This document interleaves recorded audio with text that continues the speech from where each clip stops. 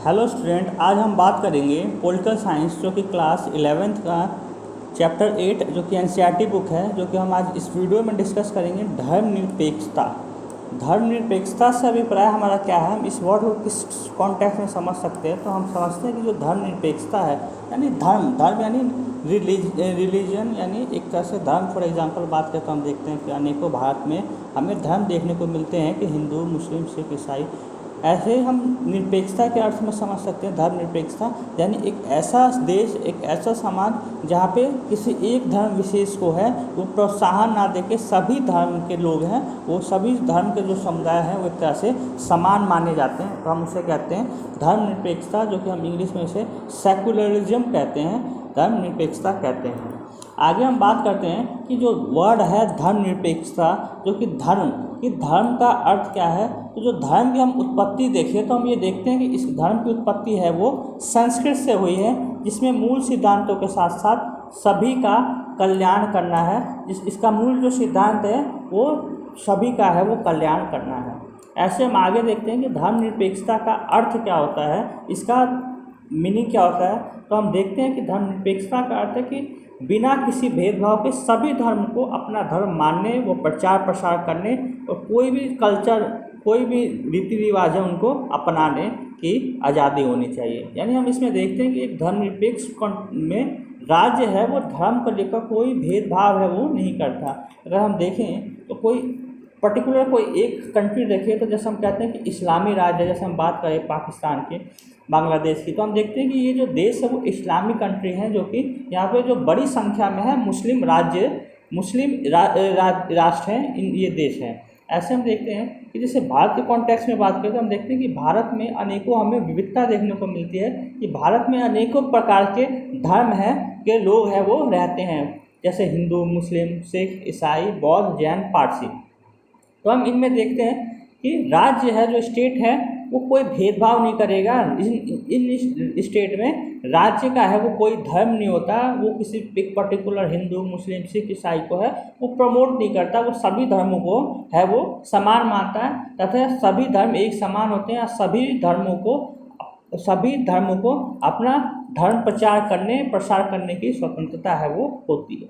आगे हम स्टूडेंट देखते हैं कि हम ये जो सारी बातें हैं, हम धर्मनिरपेक्षता है वो हम इंडियन कॉन्टेक्स्ट में देखते हैं। तो हम देखते हैं कि भारत में धर्मनिरपेक्षता, यानी हम भारत में धर्मनिरपेक्षता को समझेंगे कि किस प्रकार भारत में है वो धर्मनिरपेक्षता हमें देखने को मिलती है। तो हम देखते हैं कि धर्मनिरपेक्षता है वो सभी धर्मों के लिए समान यानी इक्वल सम्मान को संदर्भित करता है। यानी सभी धर्म हैं इसमें समान होते हैं, यानी राज्य है वो किसी भी धर्म को स्वीकार नहीं करता, यानी राज्य का है वो कोई अपना धर्म नहीं होता और सभी धर्मों के बराबर व्यवहार करता है। और जितने भी धर्म है भारत में वो सभी धर्मों को समान मान्यता और समान एक तरह से बराबर, सभी धर्म है ये बराबर होते हैं, इनके साथ कोई भेदभाव है वो नहीं होता।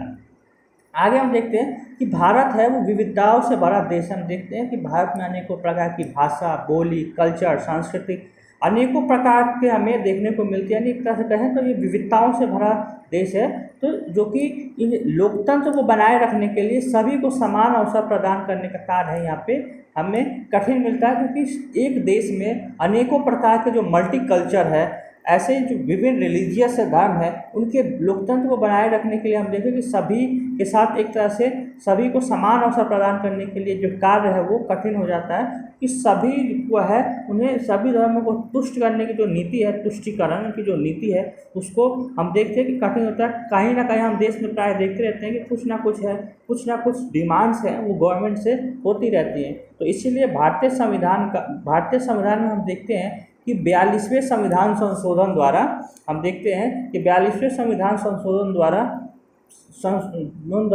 संविधान में हमारे धर्मनिरपेक्षता यानी एक निरपेक्षता शब्द को है वो पंथ निरपेक्ष है वो शब्द को जोड़ा गया। तो हमें ये देखने को मिलता है कि भारत का है वो कोई धर्म नहीं है और भारत में जितने भी धर्म हैं वो सब धर्म है वो एक तरह से इक्वल से बराबर माने जाएंगे।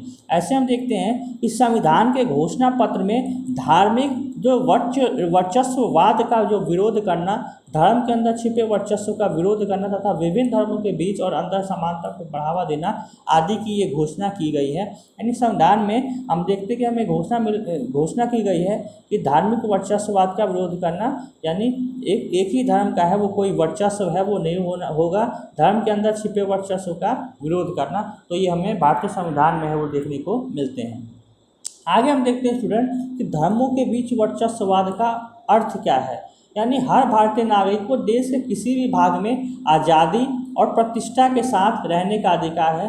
यानी देश का कोई भी नागरिक हो, चाहे वो किसी भी धर्म का मानने वाला हो, कोई भी उसकी भाषा हो, कल्चर हो, वो देश के किसी भी भाग में जाके रह सकता है, बस सकता है, उसे आज़ादी या प्रतिष्ठा के साथ रहने का अधिकार है।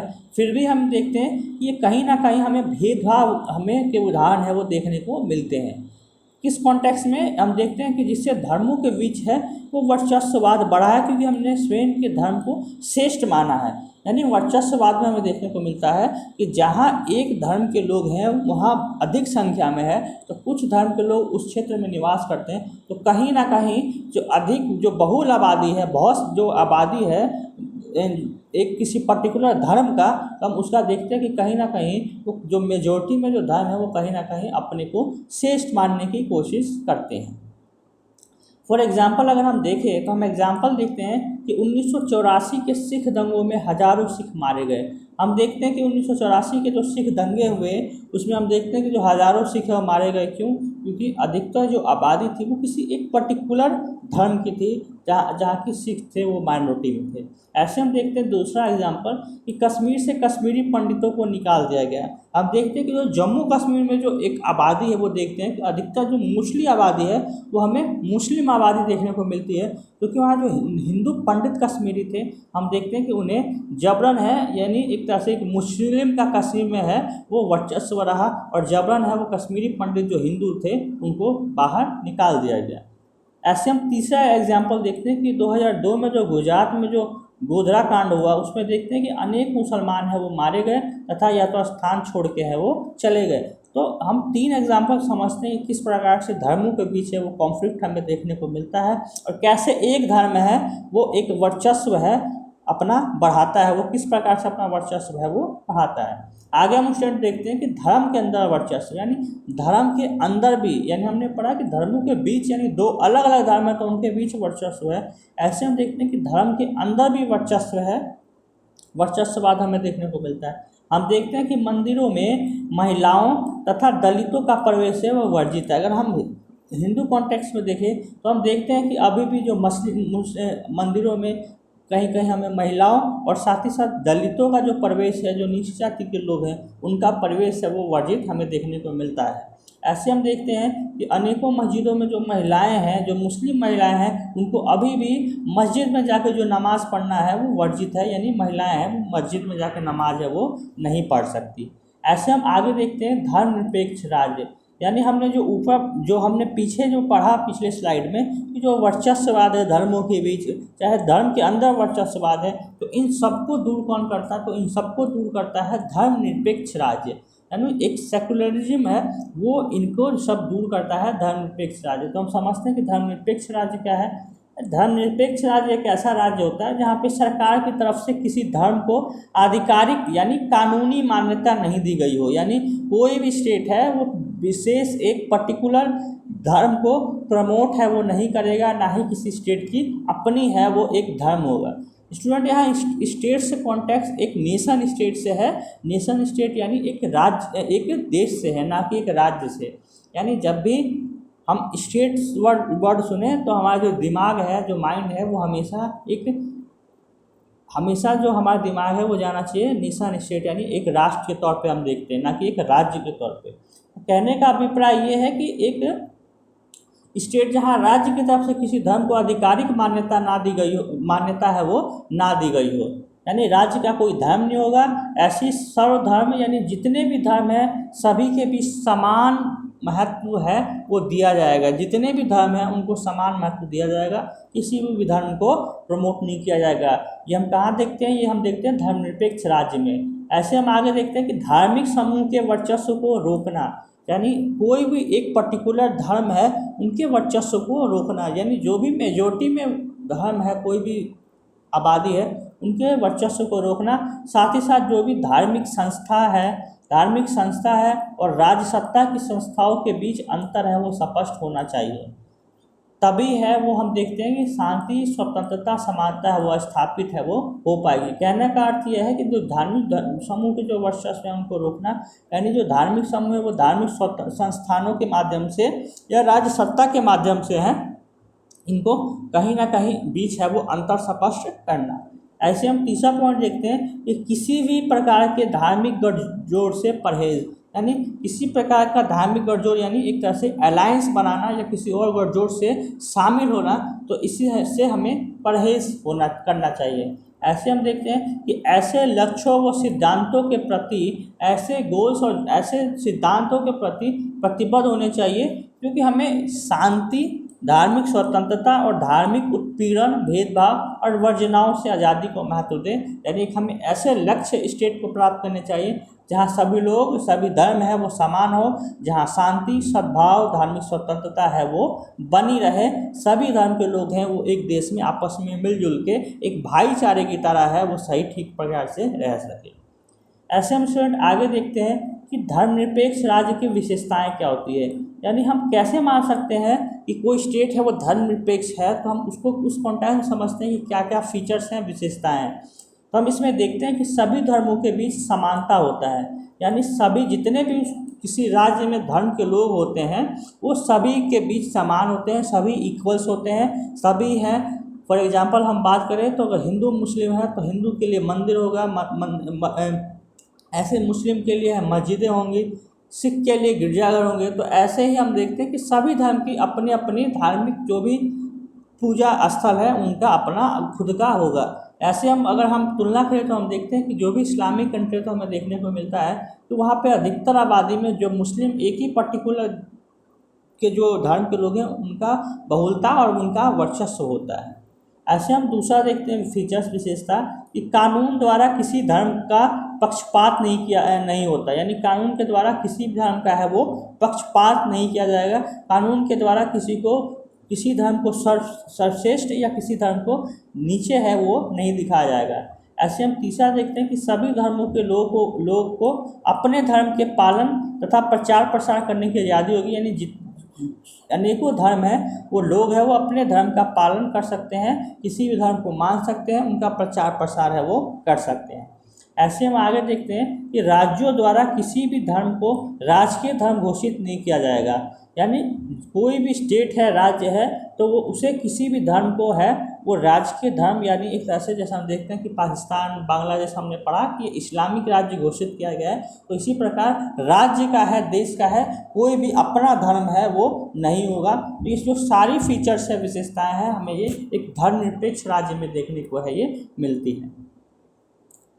आगे हम बात करते हैं कि धर्मनिरपेक्षता का यूरोपीय मॉडल, यानी हम देखते हैं कि जो धर्मनिरपेक्षता हमने पढ़ा कि क्या है, क्या विशेषताएं हैं, तो हम इसके मॉडल पढ़ते हैं कि किस प्रकार से ये अनेकों महाद्वीपों में किस प्रकार से ये हमें देखने को मिलता है। तो हम देखते हैं कि यूरोपीय मॉडल, तो हम इसमें देखते हैं जिसमें अमेरिकी मॉडल में हम देखते हैं कि धर्म और राज्य, यानी जो धर्म है और जो राज्य है वो सत्ता के संबंध विच्छेद को पारस्परिक निषेध के रूप में समझा जाता है।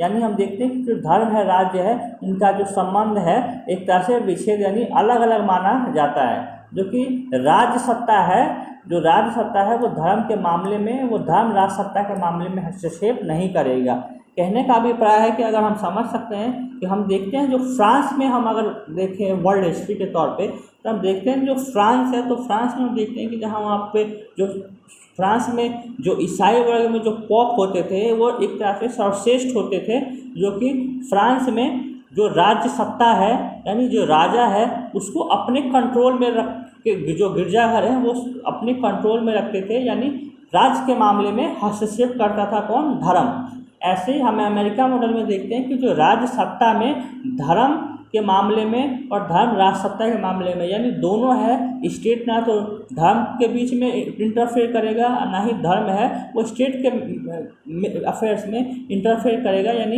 इन दोनों है एक दूसरे के मामलों में वो हस्तक्षेप है, वो इंटरफेयर है वो नहीं करेंगे।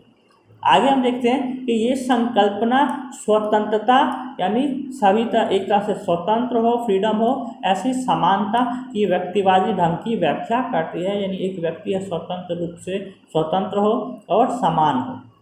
ऐसे हम देखते हैं कि धर्मनिरपेक्षता में राज्य समर्थित धार्मिक सुधार के लिए कोई जगह नहीं है।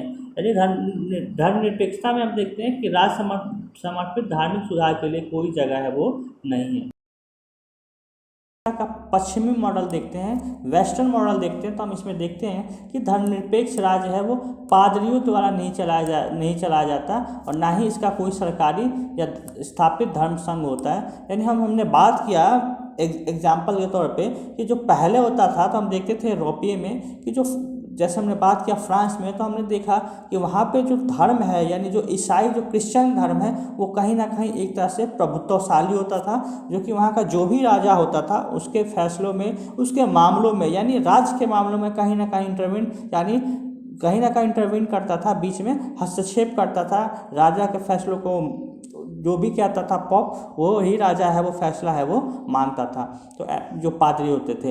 लेकिन आगे हम देखते हैं कि कहीं ना कहीं धर्मनिरपेक्षता द्वारा है वो जो पादरी है वो राज्य के मामलों में कहीं ना कहीं हस्तक्षेप करता था, इसे अब आगे जाके हटा दिया गया। यानी धर्म है वो अब राज्य के मामलों में है वो कोई हस्तक्षेप है वो नहीं करेगा। ऐसे हम देखते हैं कि फ्रांसीसी क्रांति यानी जो फ्रांस में जो क्रांति हुई, तो फ्रांसीसी क्रांति के बाद हम देखते हैं कि फ्रांस में धर्मनिरपेक्षवाद एक आंदोलन के रूप में बदला। यानी एक धर्मनिरपेक्षतावाद को बढ़ावा दिया गया फ्रांसीसी क्रांति द्वारा, जिसमें हम देखते हैं कि संयुक्त राज्य अमेरिका यानी अमेरिका में भी शुरू से ही धर्मनिरपेक्ष राज्य रहा है। यानी हम अमेरिका में भी देखते हैं कि एक तरह से ये भी धर्मनिरपेक्ष राज्य है वो रहा है। संयुक्त राज्य अमेरिका के संविधान में कहा गया है, यानी अमेरिका के कॉन्स्टिट्यूशन में कहा गया है कि अमेरिकी कांग्रेस ऐसा कोई कानून पारित नहीं करेगी जो धर्म संघ की स्थापना करता हो, यानी किसी एक पर्टिकुलर धर्म को बढ़ावा देता हो या किसी धर्म को मानने की स्वतंत्रता पे है वो रोक लगाता हो। यानी हम देखते हैं कि जो अन्य देशों में भी हमें कहीं ना कहीं धर्मनिरपेक्षता है वो देखने को मिलती है।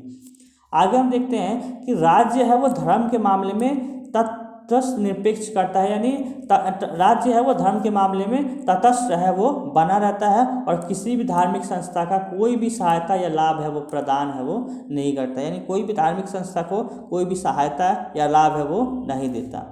ऐसे हम देखते हैं कि राज्य है वो धार्मिक संगठनों के क्रियाकलाप में हस्तक्षेप नहीं करता।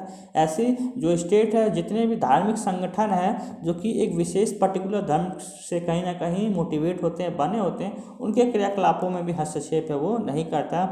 ऐसे ही देखते हैं कि प्रत्येक व्यक्ति को चाहे वो किसी भी धर्म को मानने वाला हो, एक जैसे अधिकार प्रदान किए जाते हैं। यानी प्रत्येक व्यक्ति जो भी कोई भी व्यक्ति हो किसी भी धर्म को मानता हो उसे समान अधिकार है वो दिए जाते हैं, जो कि एक बहुसंख्यक को है वही सेम अधिकार है वो अल्पसंख्यक को दिए जाते हैं। तो कुछ इंपॉर्टेंट पॉइंट्स हैं जो कि हम ये एक स्टूडेंट को ध्यान भी रखने चाहिए कि धार्मिक स्वतंत्रता का अधिकार, जो कि हम देखते हैं कि हमारे भारतीय जो संविधान है उसमें कहीं ना कहीं मेंशन किया गया है धार्मिक स्वतंत्रता का अधिकार, जो कि अनुच्छेद 24 से 28 तक है। जो कि हम इसमें देखते हैं कि अनुच्छेद 25 है, यानी आर्टिकल 25 पे ये क्या कहता है। आर्टिकल 25 में हम देखते हैं कि भारत में रहने वाले प्रत्येक व्यक्ति को अपना एक धर्म, कोई भी धर्म है वो मानने का एक आज़ादी है। कोई भी व्यक्ति हो, कोई भी धर्म है वो कोई भी धर्म है वो मान सकता है, उनका आचरण कर सकता है, ऐसे विश्वास कर सकता है, प्रचार प्रसार कर सकता है। यानी हम देखते हैं कि कोई भी व्यक्ति है वो एक धर्म की प्रचार प्रसार या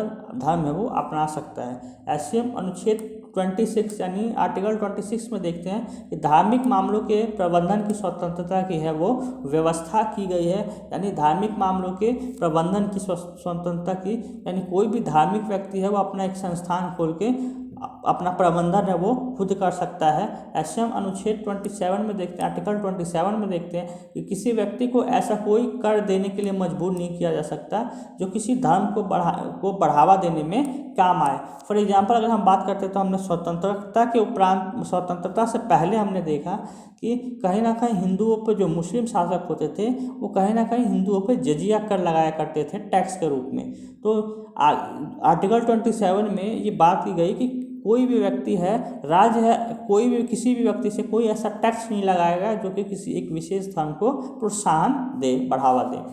ऐसे हम आर्टिकल 28 यानी अनुच्छेद 28 में देखते हैं कि सरकारी शिक्षण संस्थानों में धार्मिक शिक्षा पर रोक लगाई गई है। यानी ऐसे शिक्षण संस्थान जो कि कहीं ना कहीं वित्त पोषित है, गवर्नमेंट है, वहाँ किसी भी धर्म के शिक्षा पे है वो रोक लगाई गई है। कोई भी धार्मिक शिक्षा है वहाँ नहीं दी जाएगी।